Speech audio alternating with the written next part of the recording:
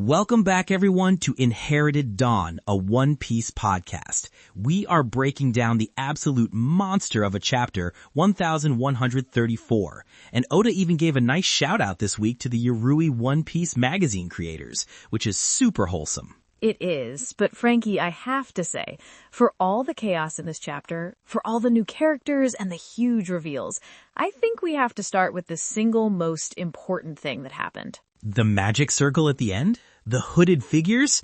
Loki? The books. The fact that the books from Ohara survived. Oh, man, okay.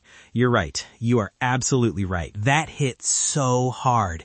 It changes everything. All right, let's back up. Let's go through the whole chapter, because it starts right where we left off with that massive silhouette. With Saul, and Luffy, bless him, immediately walks up and starts talking like he's in a gangster movie. The Yakuza voice. I lost it. It's his Gomu Gomu no Oyabun. Thanks for looking after our Robin. While Sanji and Usopp are in the background like, what is he doing? It's so dumb. I love him so much. It's like when he tried to be a cool adult talking to Iceberg back in Water 7. He has exactly two modes. Total goofball and this weirdly specific, gravelly serious voice he thinks is formal. It's his formal greeting. He doesn't know how else to be serious or show respect in a situation this heavy. He's an emperor now. He feels like he has to act the part. And for him, that means imitating some movie he probably saw. But Saul gets it. He isn't confused. He doesn't laugh. He sees the intent behind the absurdity. He says he already knows who Luffy is, the reputation of the Straw Hat crew. And he looks at Robin, and you can see 20 years of worry just melt off his face. He just says he's relieved. Relieved that she found the friends he knew she would. The friends he promised her were out there on the sea somewhere. And Robin she looks at our crew and says, they're my true friends. And of course, Usopp, Nami, Sanji, Chopper, and Franky all start bawling their eyes out again. It's a waterfall. They would die for her. I would too. It's just, after everything, from Ennius Lobby, from her screaming, I want to live, to right now, seeing the man who saved her, the man who set her on that lonely, painful path, see that it all paid off, that she's safe and loved. It's too much, man. It's the ultimate validation for her entire life's journey. It's the closing of a circle that's been open for 20 years, a wound that's finally being healed. But then Saul ruins the moment just a little bit in the most giant-like way possible. He does. He apologizes for the prank. That woman Ange, who was screaming for help, the one that made us all think some horrible giant civil war was starting, she was in on it the whole time. She's his assistant. They totally played us. It does feel like a very giant-like sense of humor, a bit of theatricality. Remember Dory and Broggy? Their entire reason for fighting for 100 years was an argument over whose catch was bigger. Their sense of scale applies to everything. Their bodies, their emotions, and their pranks. A little bit of drama is part of their culture. I guess so. Still, my heart was pounding. But Saul even gives Luffy the nod, congratulates him on becoming an emperor, and asks him to keep protecting Robin. It's a passing of the torch in a way. And Luffy just gives him that big, happy, of course. That's a promise backed by an emperor's will. It's as binding as any contract. And just when you think the reunions are over and we can catch our breath, Lilith comes flying in. Yeah, on her little jetpack, looking all smug. Saul doesn't even recognize her at first, which is hilarious. And she's got this giant box that Jinbei and Gerd are carrying. I was thinking it was equipment, or maybe part of Egghead, but no. What was in that thing? A perfect clone of Dr. Vegapunk. Wait, what? A clone of Stella? The main body? Are you kidding me? They brought him with them? I thought he was dead. We all saw him get shot by Kizaru and stabbed by Saturn. How is this possible? Is it just a body? Is his brain in it? They did. Apparently, this is the same clone he used to visit Elbaph 20 years ago, so the world government wouldn't get suspicious. It's a spare body he had in storage. Lilith said she needs to build a new lab to extract him, which makes you wonder, with Punk records, could Stella's consciousness, his ghost, still exist within the network somewhere? That's insane. So Vegapunk has been to Elbaph before, but in secret, and now they have his clone body right there. It's like a perfect backup hard drive. Lilith says she's going to build a new lab to extract him, to basically download his soul from the cloud into this new body. The man literally planned for his own death and resurrection. The ego, the genius. It's super. And that's when Bonnie steps up. Her face, she's been through so much, and here's this one tiny flicker of hope. She asks Lilith if this means she can help Kuma, and Lilith says yes, that's the plan. Oh my god, there's hope for Kuma. There's real, actual hope. If they can bring Vegapunk back, they can access all his knowledge, including the secrets of the Pacificia Project. He might get his mind back. Man, after watching his whole tragic life, seeing him climb the Red Line, get stopped at the Holy Land, this is the first good news for him and Bonnie in forever. That's huge. It is. A new science division, a new laboratory right here on Elbaph, far from the world government's reach. Think about what that means. The brain of the world, the pinnacle of scientific knowledge, reborn in the land of giants, the home of some of the most ancient history. It's the perfect fusion of the future and the past, a direct challenge to the world government's control over technology and information. This is already one of the most packed chapters ever, and we're just getting started. The tour begins. Luffy and Usopp, the second they hear about a school, immediately just book it, of course. No patience whatsoever. Towards the Walrus School, which is an amazing name. It sounds so friendly and silly. Apparently, Saul opened it 20 years ago, at the request of the king, to teach giant children about the outside world. And they run into some giant kids who immediately want to play prisoners, which sounds about right for Elbaph. I was expecting a big brawl, but then the other kids stop them. They're like, you're not supposed to hurt humans or even call them shorties. They're being corrected on their manners. They're so peaceful, respectful even. Usopp is completely thrown off. His entire image of Elbaph, the one he's held since Little Garden, is a proud, violent warrior nation. He asks them, aren't you supposed to be warriors? And the kids just say, fighting is dangerous. The whiplash on Usopp's face was perfect. It's like going to a famous biker bar and finding out it's now a poetry club. Then their teacher shows up, a giant woman named Ripley, who they were apparently standing on the whole time. Classic One Piece gag. And she explains everything. The legends of the fearsome giant pirates are all from 100 years ago. The old king, King Harald, wanted to change things. He saw the way the world was going and realized that isolation and plunder were a dead end. He wanted the giants to trade with other nations, not raid them. A peaceful Elbaph? An Elbaph of scholars and traders? That's a wild thought. But he was considered a revolutionary for it. I imagine the old guard, the warrior class, must have hated him for trying to change their entire culture.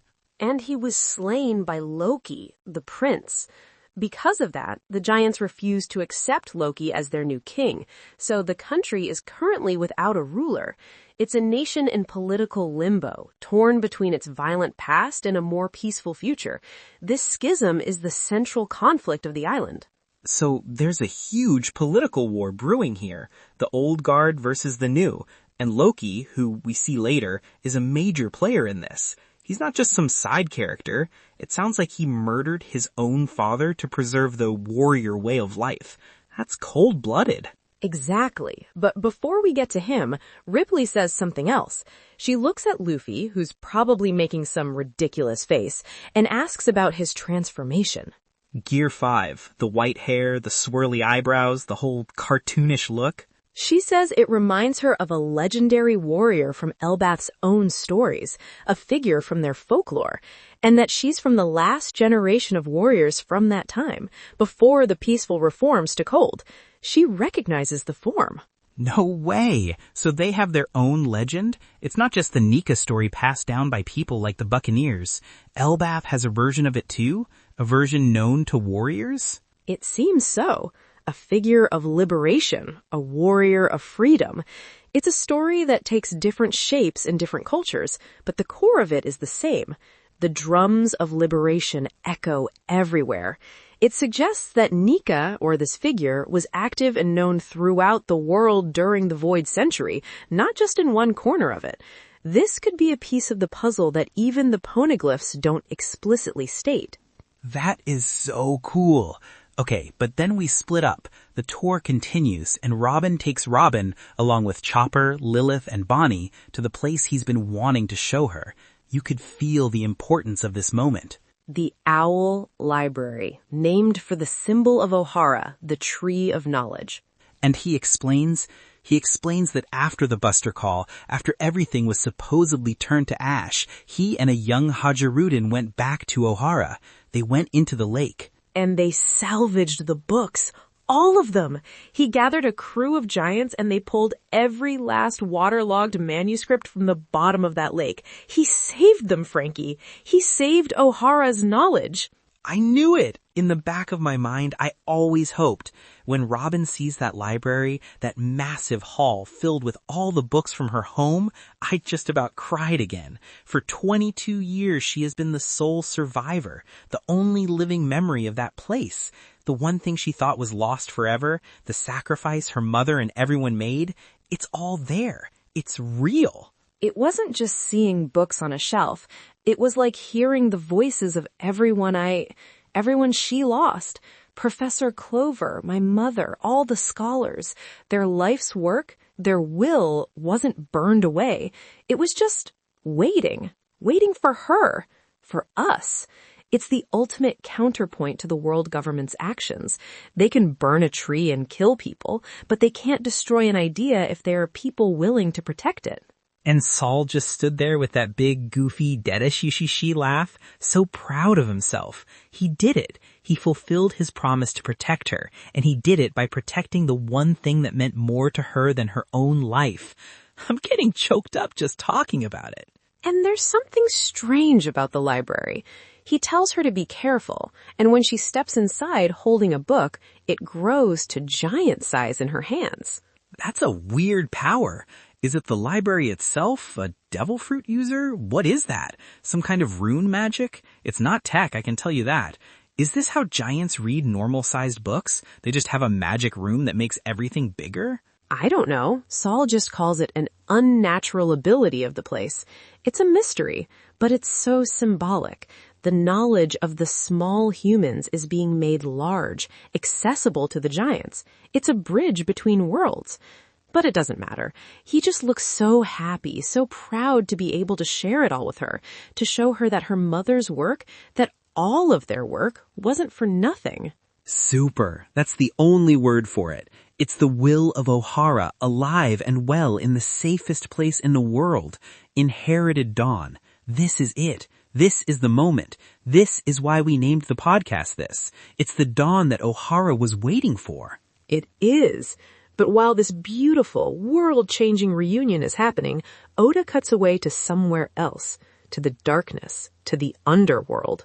Yeah, to Prince Loki. He's sitting in this dark stone room looking every bit the brooding, dethroned prince. He's on a denden mushi, talking to someone named Mosa. And their conversation is chilling. He asks Mosa if the moment of fear they experienced still motivates them. Mosa says it does. It sounds like they both share a deep, traumatic memory, a moment of utter helplessness. He calls Mosa a friend, even though they've never met. It's an alliance of ideology, not of camaraderie. And then he says if he were in Mosa's place, he would have just destroyed everyone. Total annihilation, no mercy. Exactly. But before we get to him, Ripley says something else. She looks at Luffy, who's probably making some ridiculous face, and asks about his transformation.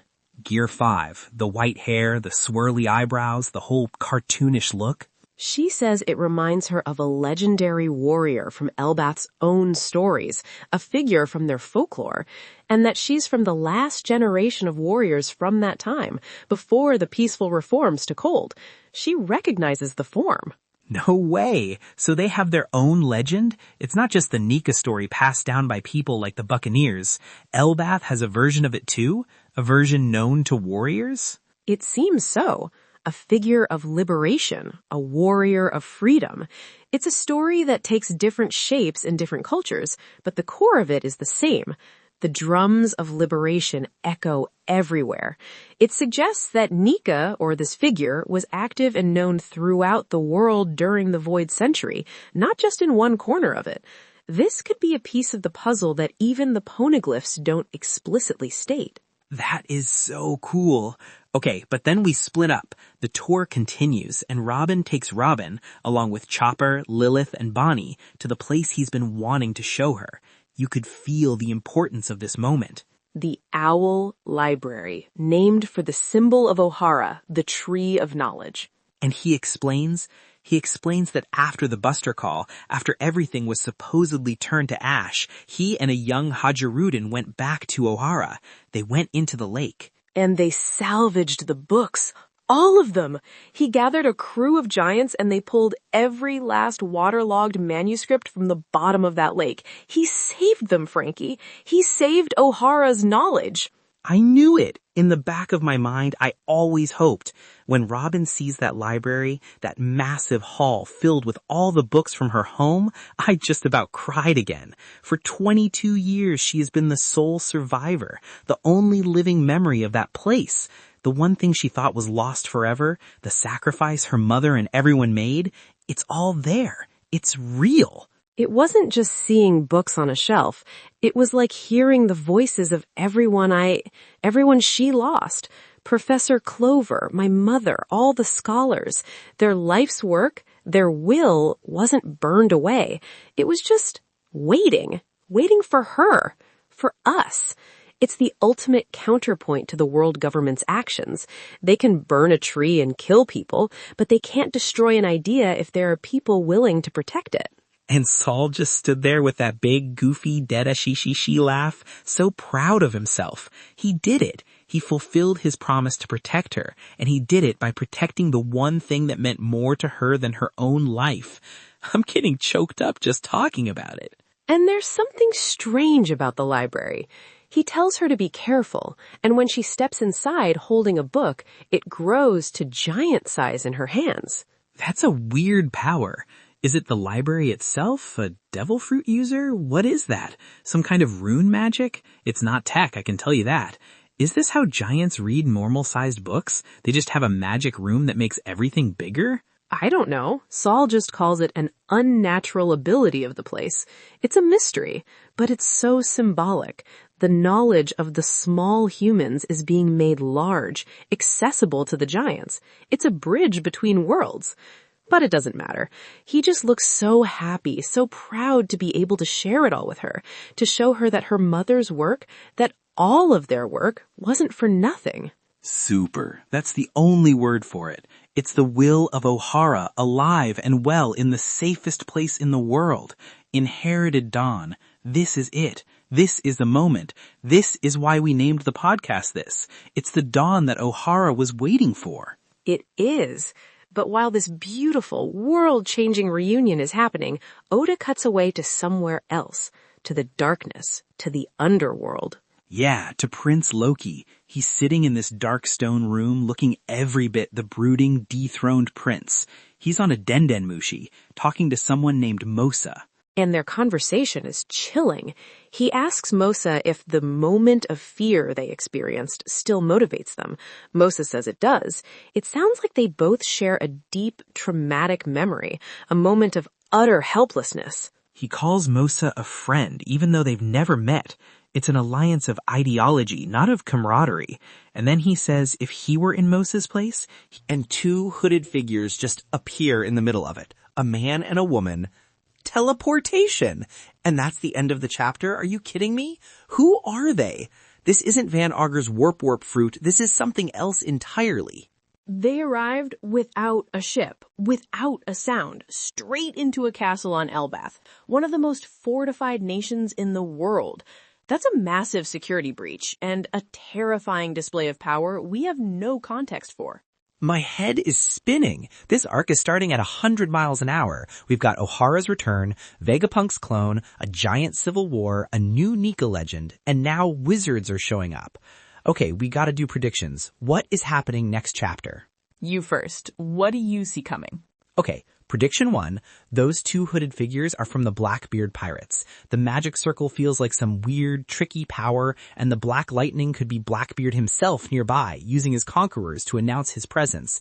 I'm calling it. It's Katarina Devon and Lafitte. They're perfect for an infiltration mission. Devon can transform and Lafitte can hypnotize. They sneak in maybe to grab the books or to get to whatever knowledge Vegapunk has. That's a strong possibility. Their abilities are certainly among the most esoteric we've seen. And Blackbeard's core motivation is collecting powerful abilities and knowledge. Ohara's library would be the ultimate prize for him. Prediction 2, we are absolutely going to see Luffy spar with a giant. The kids will see it, Ripley will see it, and he'll go Gear 5. It'll be a friendly match, but it'll confirm to all of Elbaph that their legend, their warrior, has returned. It'll be how Luffy gets the warrior faction of giants on his side, by showing them that their god is a fighter, but one who fights with joy, not malice. A demonstration of his power to win over the giants. A friendly Davy backfight, perhaps. I like that. It would unify the island behind him against Loki. And for my last one, Lilith is going to start working on the Vegapunk clone, and that's going to trigger a flashback. We're going to see Vegapunk's secret visit to Elbaph 20 years ago and find out what he was really doing there. I bet he wasn't just there on vacation. He was researching the Void Century, or maybe even the giant's own technology. We'll see his first meeting with Saul. Learning about the history of Elbaph through Vegapunk's eyes would be fascinating. He would have a completely different perspective than a historian like myself. Okay, my turn. Hit me. Prediction 1. Ripley's legendary warrior from Elbaph's stories isn't just like Nika. It is Nika, with a different name. We're gonna learn the giant's name for the sun god, something like the Laughing Warrior or the Drumming Titan, and their version of his story will fill in a piece of the Void Century that even the poneglyphs don't mention. The poneglyphs were written from the perspective of the allies of the ancient kingdom. The giant's story might be from the perspective of those who witnessed his power firsthand on the battlefield. Whoa, Elbaph's own version of the legend, a different perspective on the same event. That makes so much sense. Okay. Prediction 2. The mysterious Mosa that Loki is talking to is someone we know, but not a pirate. It's someone connected to the world government, maybe even a celestial dragon, specifically a member of the Figureland family. Loki is trying to make a deal with the government's more militant faction, the God's Knights, to regain his throne, and he's talking to someone who also feels wronged or constrained by the current state of the world. The moment of fear could have been God Valley. A secret alliance with the God's Knights? That would be a huge twist, selling out his people to the natural enemy of the D-Clan just for a crown. I like it. It's messy. And my final prediction about the magic circle, this is a new power system. It's not hockey, it's not a devil fruit, it's actual sorcery, and it's connected to the God Valley incident and the God's Knights. I believe this is the power the celestial dragons themselves use, the power that comes directly from Imu. These two figures are agents of Imu, sent to Elbaph because the world government has finally realized that the entire history they tried to erase is preserved here. They're not there for Luffy, they're there to finish the job they started at Ohara. Agents of Imu showing up on Elbaph? Man, that would escalate things immediately. The final war wouldn't be on the horizon, it would be right there in the land of giants. Okay, I'm sold. Those are some killer predictions. We'll have to wait and see. This is shaping up to be an arc about knowledge, history, and the dawn of a new era. All the threads are coming together here. I am so ready for it. What a chapter. Okay, predictions are in. The hype is at maximum. Join us next time as we hopefully find out who those spooky wizards are. Thanks for listening to Inherited Dawn.